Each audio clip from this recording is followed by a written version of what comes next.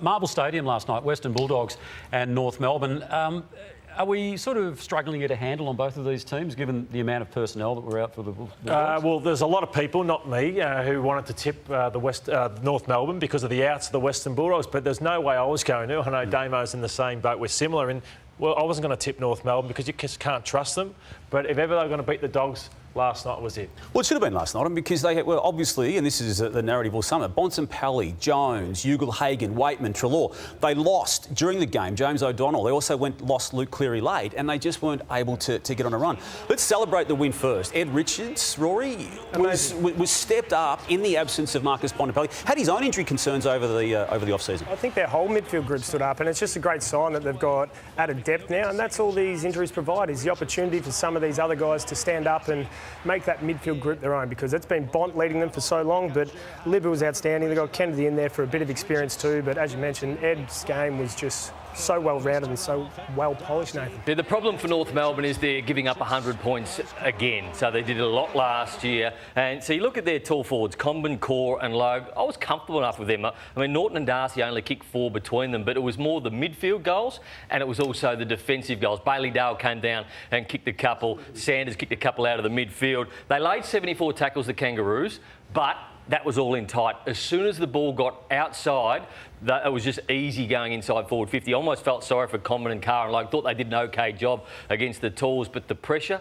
through the midfield and from the back end was not existent. Three-quarter time, the Roos are down by 7 points. I think game on. This is a big game you can win in round one. They lost the game in 3 minutes to start the last quarter, and I want to show some pieces of play which are really, really disappointing by the Kangaroos. So here's Harry Sheasel. He's on Fraser at the centre bounce. So it's Fraser v Sheasel.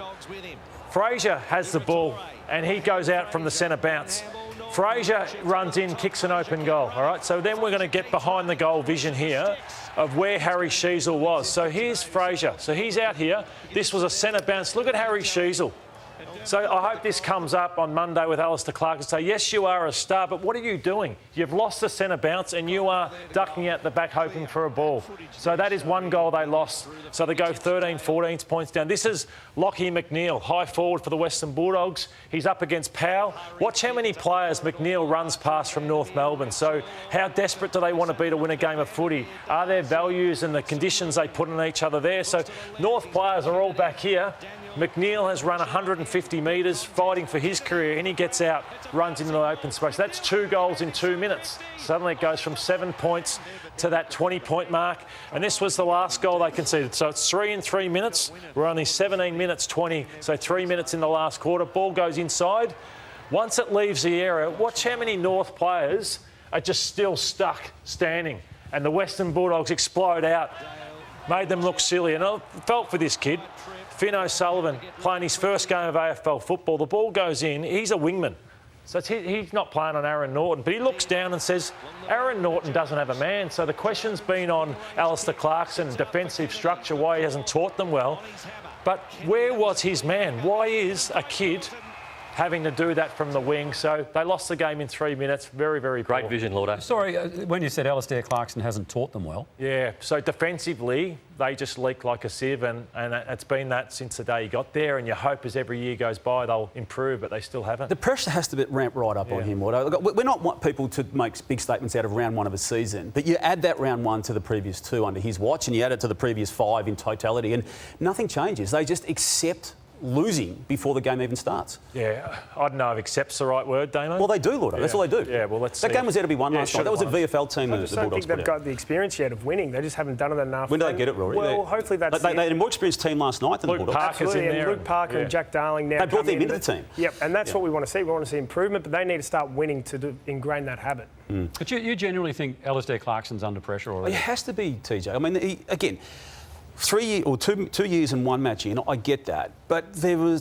players with 50-plus games of experience last night. They keep talking about the future's coming. He keeps talking about how we want to play, and they're not getting there at all. There's no signs of it. Well, how many coaches need to rip through before there's significant change?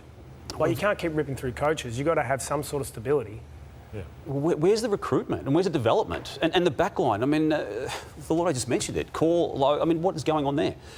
Anyway, massive incident late in the piece. Luke Cleary got hit by Jackson Archer. And again, I'll let the footy experts on this panel work out what happens here. The match review office will have to look at it because Cleary was badly concussed and taken to hospital for precaution. Archer came out of it really sore as well. There's mitigating circumstances for this moment. You can see some pressure from behind on Cleary. You can see Archer committing himself to the football, but there is a concussed player who is now going to miss some weeks of football, and the match review office, TJ, it would not surprise me if there is a ramification for Archer.